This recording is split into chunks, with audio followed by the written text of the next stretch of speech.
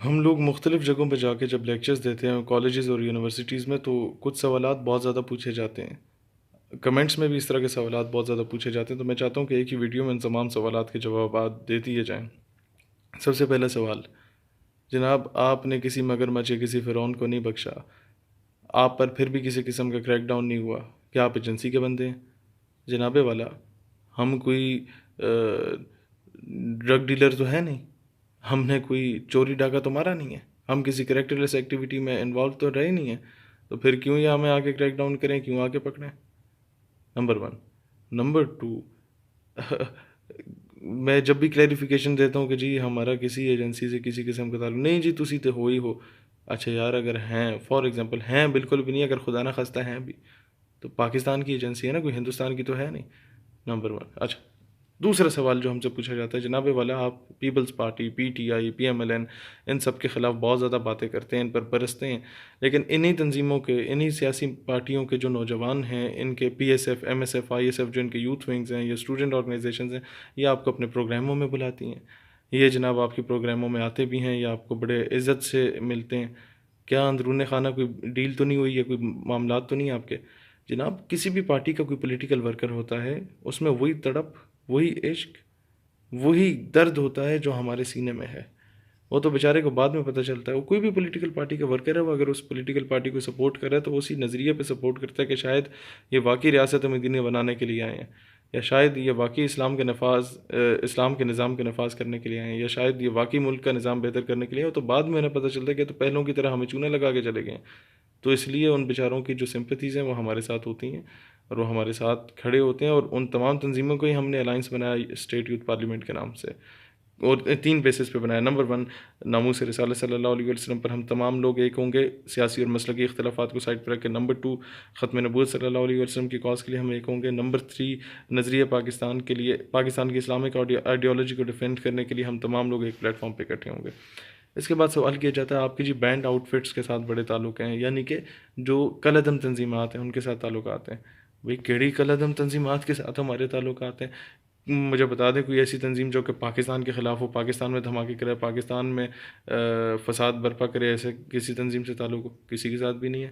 ہاں، اگر آپ ایسی تنظیموں کو کی طرف نشاندہی کر رہے ہیں جن کو امریکہ دہشت گرد کہتا ہے، جیسے انڈیا دہشت گرد کہتا ہے یا اسرائیل دہشت گرد کہتا ہے، ان سے تعلقات ہیں، تو میں سمجھتا ہوں اللہ کرے کہ اگر تعلقات نہیں بھی ہیں ان سے تو میرے تعلقات ہوں، میرے لیے تو اعزاز کی بات ہوگی۔ اور میرے لیے سب سے بڑے اعزاز کی یہ بات ہے کہ ہندوستان کا جو انڈیا ٹی وی ان کا سب سے بڑا نیوز چینل ہے، ایشیا کا سب سے بڑا نیوز چینل ہے، اس کا سب سے بڑا پروگرام عوام کی عدالت یا آپ کی عدالت ایک پروگرام ہے، اس میں میری تقریر چلا کے کہا گیا یہ دہشت گرد ہے، انتہا پسند ہے، پڑھے لکھے بچوں کو گمراہ کر رہا ہے اور کشمیر کی آزادی کی بات کر رہا ہے، کشمیر کے نام پہ گمراہ کر رہا ہے۔ تو میرے ملک کا دشمن ہندوستان تو مجھے دہشت گرد کہتا ہے، الحمدللہ میرے لیے اس سے بڑھ کے پاکستان سے وفاداری کی اور کوئی سند نہیں ہے۔ پھر اگر کوئی تنظیم جس کو آپ کہتے ہیں کالعدم تنظیمات یا دہشت گرد تنظیمیں یا بینڈ آؤٹ فٹس، اگر آپ ان کی طرف اشارہ کر رہے ہیں جو کہ کشمیر میں شہادتیں دے رہے ہیں، ایک تنظیم کی 8,000 شہادتیں، ایک کی 6,000 شہادتیں ہیں، اور وہ لوگ شہادتیں دے کے کہتے ہیں کہ ہمیں دفن کیا جائے تو پاکستانی پرچم میں دفن کیا جائے، ایسے لوگ میری نزدیک دہشت گرد نہیں، ایسے لوگ مجاہد ہیں، ہمارے سر کا تاج ہیں، ہمارے آنکھوں کی رونق ہیں یہ لوگ، اور ہمیں فخر ہے ایسے لوگوں پر۔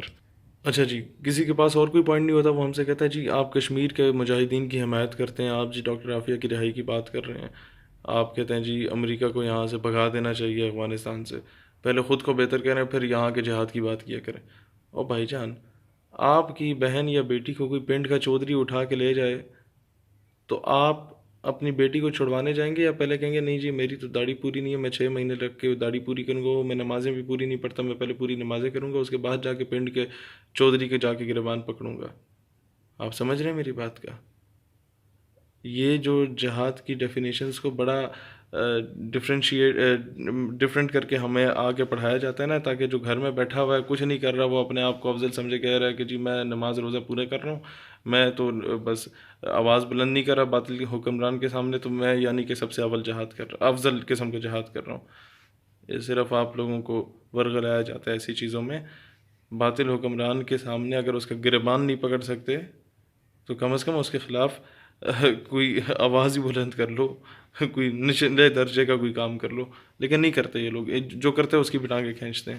پھر ہم سے سوال کیا جاتا ہے جناب پیسے کون دیتا ہے، آپ کے اتنے بڑے بڑے جلسے جلوس ہو جاتے ہیں نوجوانوں کے پاس کہاں سے پیسے آ گئے؟ ہاں جی، امریکہ پیسے دیتا ہے، برطانیہ سے پاؤنڈ آتے ہیں۔ خدا کے بندو، جو اس نظریے کے لیے کام کر رہے ہیں، جو اس نظریے کے لوگ ہیں، وہی ہمیں سپورٹ کرتے ہیں، وہی یہ جلسے میدان وہ کرتے ہیں، سجاتے ہیں، ہم جا کے خطاب کر کے آ جاتے ہیں۔ اور ایسے لوگوں کی کمی نہیں ہے، نبی پاک کے غلاموں کی کمی نہیں ہے۔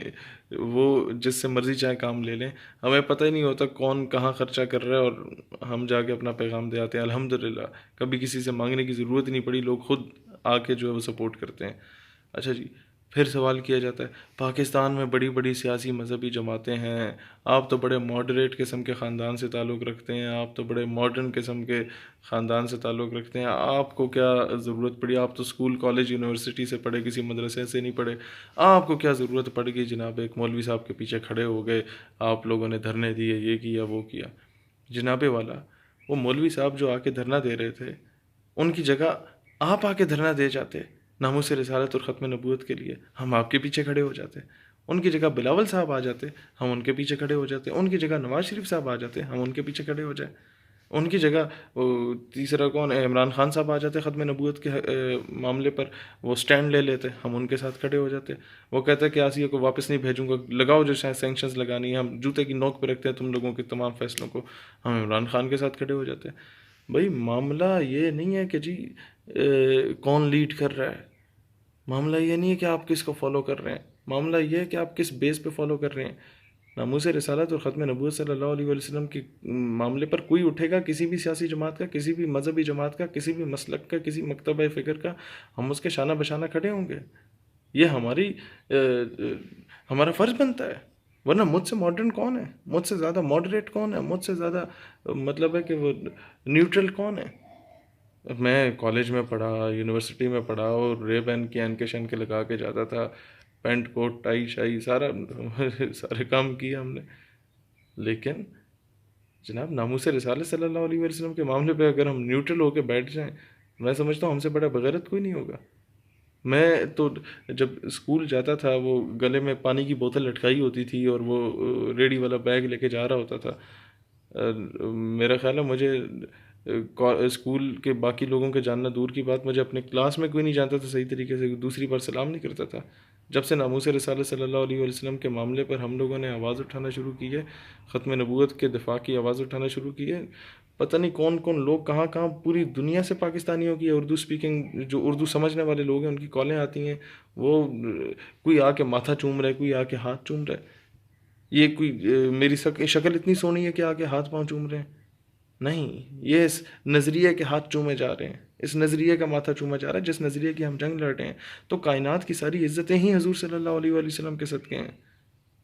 تو لہٰذا یہ کائنات جس ہستی کے لیے بنی، وہ ہستی سب کچھ ہونے کے باوجود غاروں میں جا کے، عرش معلیٰ پہ جا کے سب کچھ ان کے سامنے رکھ دیا گیا، پھر بھی بار بار اللہ سے دعا کرے، گر گڑا کے دعا کرے، اللہ میری امت کو بخش دے، اللہ میں اپنی امت کے لیے بہت زیادہ فکر مند ہوں۔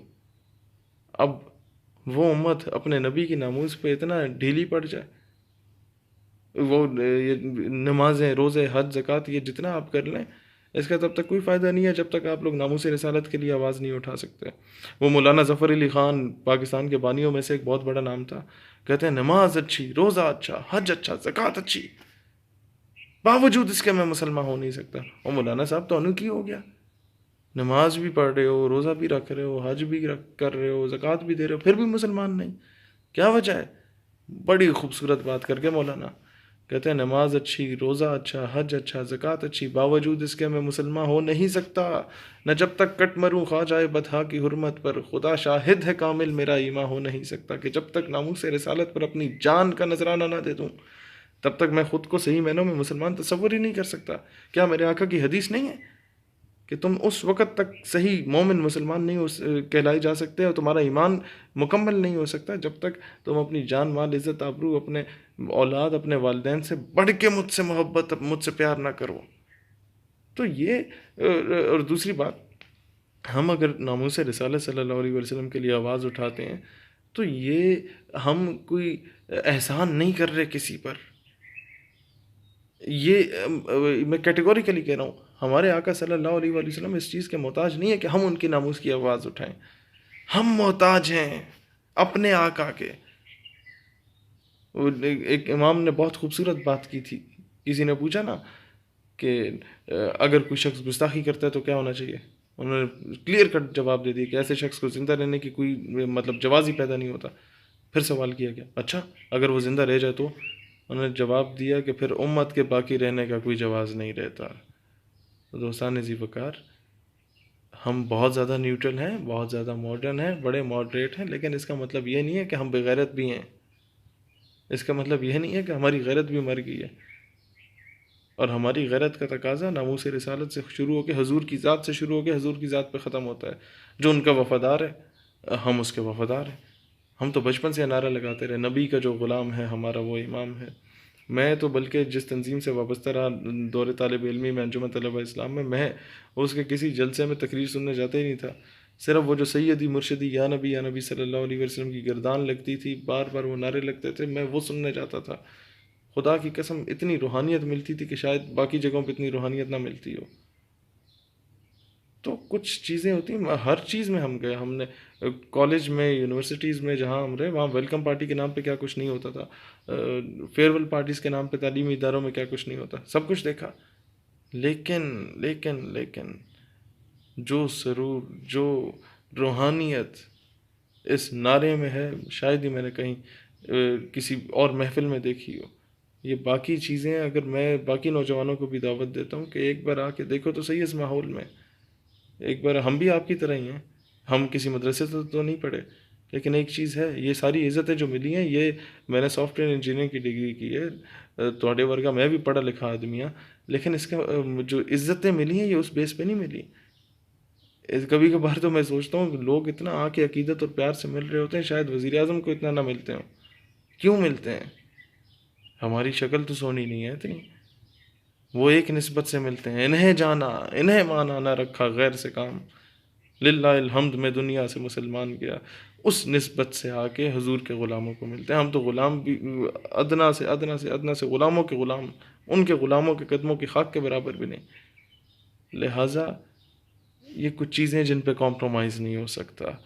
آپ چاہے ایک نہیں لاکھ مرتبہ اختلاف کریں, آپ فلاں کے ساتھ یوں کھڑے, فلاں کے ساتھ یوں کھڑے, وہی بہت سمپل سی بات ہے, جو ناموس رسالت کے لیے کھڑا ہوگا ہم اس کے ساتھ ہیں, جو کشمیر کی آزادی کے لیے کھڑا ہوگا, چاہے وہ آپ اسے جہادی موومنٹ کہتے ہیں یا پولیٹیکل موومنٹ کہتے ہیں, ہم اس کے ساتھ ہیں, جو پاکستان کی اسلامک آئیڈیالوجی کے لیے کھڑا ہوگا ہم اس کے ساتھ ہیں. تو یہ چیزیں بہت زیادہ کلیئر ہیں. اللہ آپ کا حامی و ناصر ہو. پاکستان پائندہ باد.